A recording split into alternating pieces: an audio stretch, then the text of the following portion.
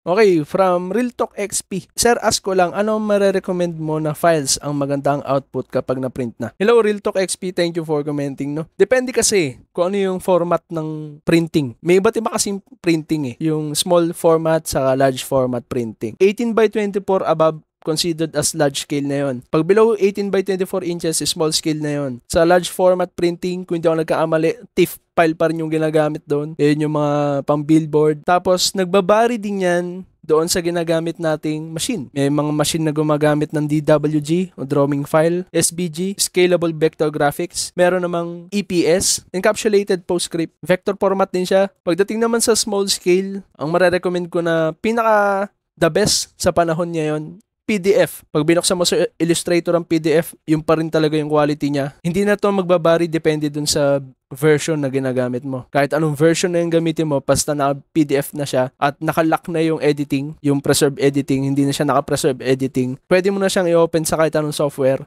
Pwede mo na rin siya i-print sa kahit anong printer na small scale. Hindi na siya magbabago. So, kung magre-recommend ako ng file na maganda yung print output niya, PDF para sa akin. Yung JPEG pwede pa rin naman. Kaso nga lang ang JPEG kasi, nako-compress kasi yun eh.